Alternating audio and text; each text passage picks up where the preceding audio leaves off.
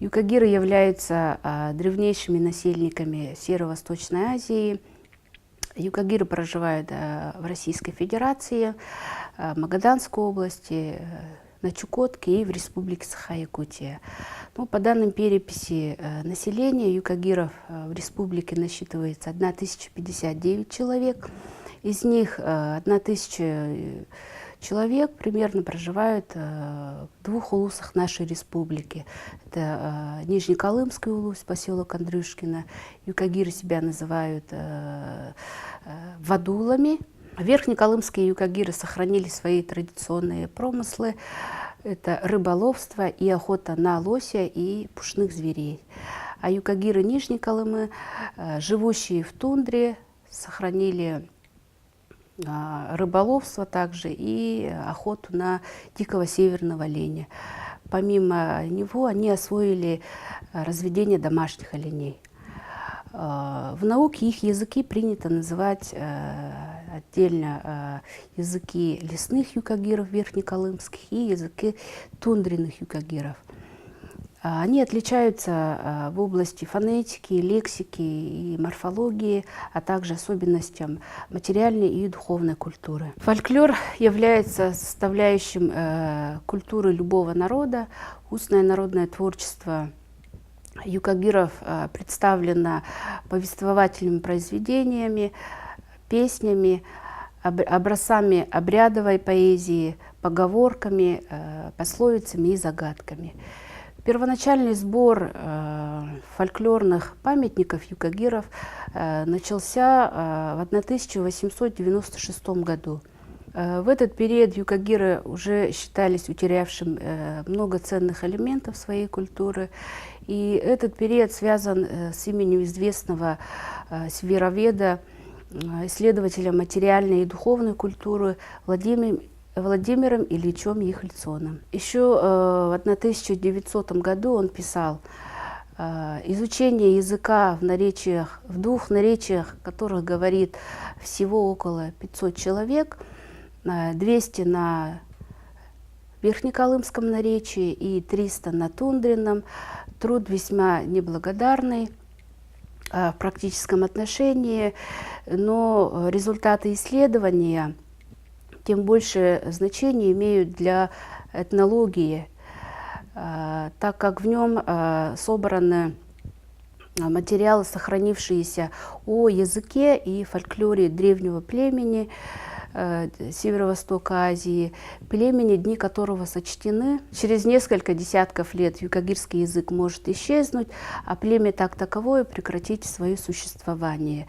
И это не будет пустым звуком. Эти слова Владимира Ехлицона свидетельствуют о степени разрушенности юкагирской культуры еще 117 лет назад. В советский период изучением фольклорных памятников юкагиров также занимался известный исследователь Ерухим Абрамович Кринович. Он описал интересные явления фонетики и морфологии языка тундренных юкагиров, которые описал в своих монографиях и статьях. Этот период также связан с именем Лаптева, уроженцем Халарчинской тундры, Нижнеколымского улуса, Якутской ССР. Он окончил пединститут имени Герцена в городе Ленинграде. Далее он работал лаборантом в Институте языка, литературы и культуры якутского филиала Сибирской академии наук. Им было собрано более 50 фольклорных текстов тундренных юкагиров и 20 текстов лесных юкагиров.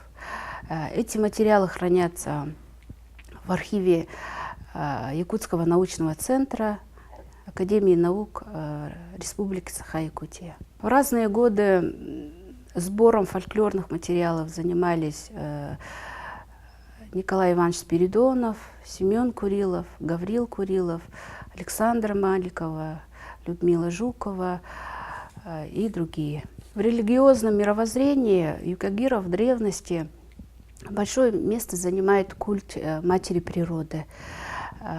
Поклонялись священным камням, персонифицировавшим женское начало. Позднее наряду с ними появились хозяева мужского пола, покровители животных, которые были связаны с основными запретами и ритуалами, и охотничьими ритуалами. Согласно взглядам древних юкагиров, все предметы окружающего мира исцелялись различными духами, которые как бы следили за поведением и действиями человека. В духовной культуре юкагиров, так же как и материальной,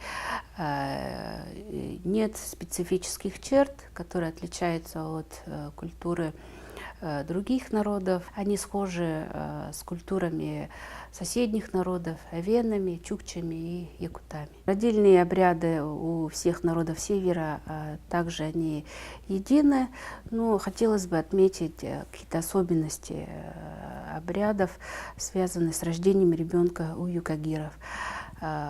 Женщина беременная является нечистым существом, поэтому охотники прекращают все свои промыслы во время родов своих жен. Женщинам во время первого триместра беременности запрещается делать резкие движения, поднимать тяжести, бегать. То есть женщина должна сидеть и беречь себя. Но в последний триместр беременности, наоборот, женщина у юкагиров должна находиться в активном движении, бегать, поднимать тяжести. Все это преследует одну цель, для того, чтобы женщина могла быстро родить ребенка. Мы нашли интересные факты, которые не сохранились в настоящее время у юкагиров, о том, что Владимир Ихельсон написал в своем труде, что во время беременности развязывали все узелки дома, и одежды, и каких-то сумок, открывали даже ящики, двери дома. И я нашла интересные сообщения о том, что даже верхнеколымский юкагир бежал к священнику и просил, чтобы он открыл дверь в церкви. Для того, чтобы быстро родился ребенок, муж выходит на улицу и стреляет из ружья. Это для того, чтобы ребенок точно так же, как и пуля, выскочила у женщины. Далее женщина не должна шить какие-то большие объемные вещи для того, чтобы до родов она могла закончить свой труд. И также должна шить только коротенькими нитками, сухожильными. Женщина не должна есть жир и сало. По поверьям считалось, что ребенок может прилипнуть к животу, и роды будут протекать очень долго. Погребальный обряд. Смерть наступает, когда в тело человека проникает кукол, и он разрушает внутренние органы человека. Юкагиры имели два основания для сооружения надземных захоронений. Во-первых, они очень любили и уважали своих родственников и защищали их от хищных животных. И второй связано с климатическими условиями. Это было затруднено с тем, что земля была вечно мерзлой. Во время похорон юкагиры соблюдали в течение недели обряды особенные. Во-первых, покойник или покойница должна уже иметь похоронную одежду. Это считалось при жизни обычным явлением. Если покойник не имел похоронной одежды, то родственники собирались и начинали шить эту одежду. То есть шили одежду не как в этом мире, а слева направо. Не делали узелки для того, чтобы в тот мир он мог проникнуть быстро. Далее Если это покойница, то изготовляли маленькие сумочки, туда клали орудие ее труда, это иголка, наперсток, нож и разделочная доска. Если это мужчина, то изготовляли маленькие вещи, это нарты, луки, это жерди, юрты. Вот.